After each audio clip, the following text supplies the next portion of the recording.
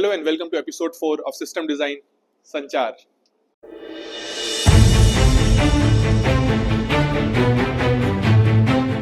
There's a huge city called Internet City where millions of people send videos, stream music, play games, send messages, and you know what? They do it simultaneously. So unlike a normal city, Internet City works silently and accurately. To avoid chaos, it follows strict rules and regulations. And in this episode, we will understand some of these rules using simple life examples.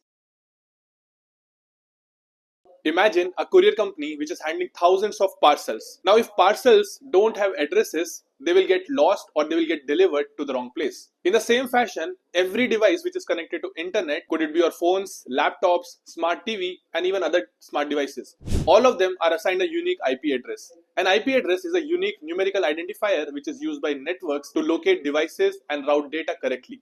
When a device sends data, it includes the source IP, that is who is sending the data, and a destination IP, who should receive the data. Routers on the internet read these IP addresses and decide the path the data should take.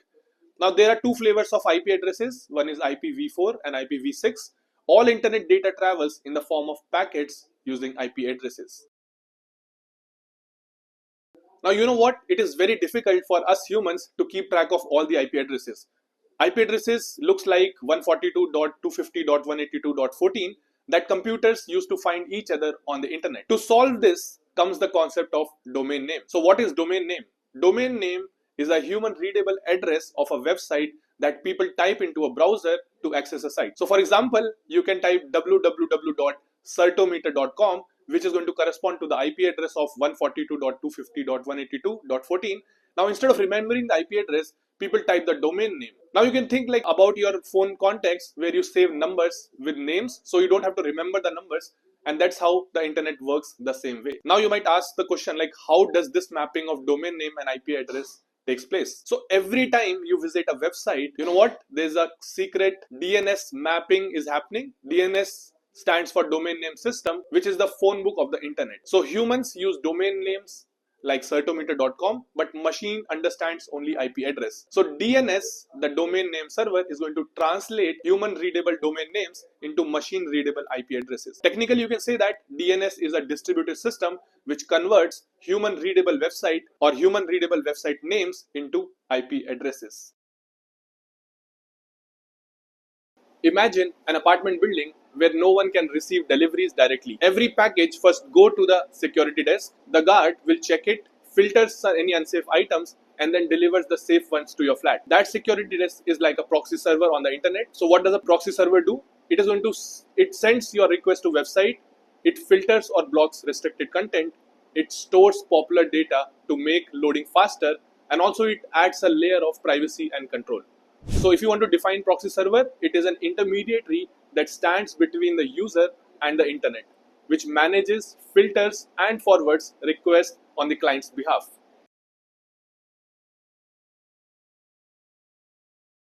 Now imagine a hospital with many doctors. Can you directly go to the doctor? You can't.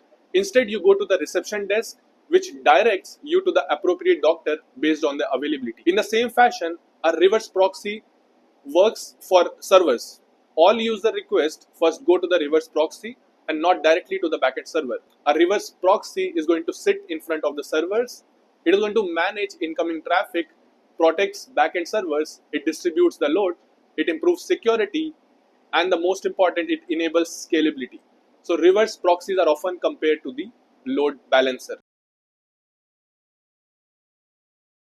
Let's suppose you are ordering from two restaurants. One is 1 kilometer away, another is 20 kilometers away. Even if both prepare food at the same time, the delivery for the farther restaurant is going to take place, or it is going to take longer. This delay is similar to the latency on the internet. Latency is the time taken for a request to travel from the client to the server and back. It is measured in milliseconds and it is affected by the distance, the network congestion, number of routers and processing delays. High latency negatively impacts user experience and it is commonly reduced using caching and CDNs, which are nothing but the content delivery networks. Just like grammar defines how we form sentences in a language, HTTP defines how clients and servers are going to communicate on the internet. You could have often heard the term called HTTP, Hypertext Transfer Protocol, it defines how requests are sent. It also defines how responses are returned. However, HTTP is not secure, and that's why there is something called HTTPS. S stands for Secure Communication. When encryption is added to HTTP, it becomes HTTPS. It encrypts data, it uses SSL or TLS certificates. It protects data from being read by unauthorized users. Think of HTTP as sending an open letter and HTTPS as sending the same letter inside a locked box.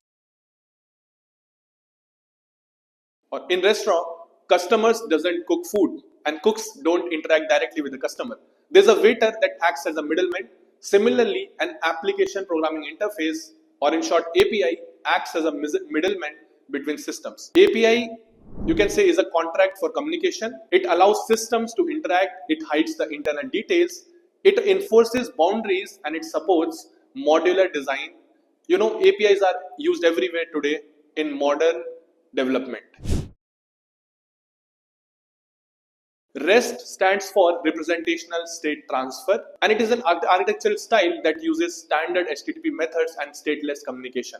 So few common REST methods are GET to read data, we have POST to create data, we have PUT which is used to update data, we have DELETE that removes data.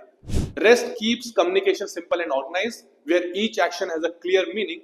You can think of REST like a fixed meal or a thali, where each item has a defined purpose. Whereas on the other hand, we have GraphQL, which is flexible communication, and you can think it as a buffet system where you choose exactly what you want on your plate. GraphQL, that stands for like Graph Query Language, is an open source query language for APIs which allows clients to request exactly the data they need. And you know what it does? It reduces the overfetching and underfetching. It uses a single endpoint and it reduces network usage. It is ideal for complex applications, and here GraphQL lets the client define the structure of the required data. Now to conclude, Internet City works efficiently because every device has its own identity in form of IP addresses. Names are translated into numbers, that is DNS. Traffic is guided and protected using proxies and reverse proxies. The communication rules are followed using HTTP, HTTPS and APIs.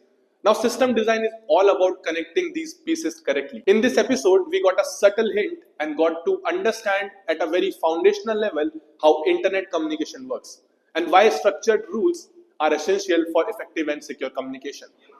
Congratulations, you have reached to the end of episode 4.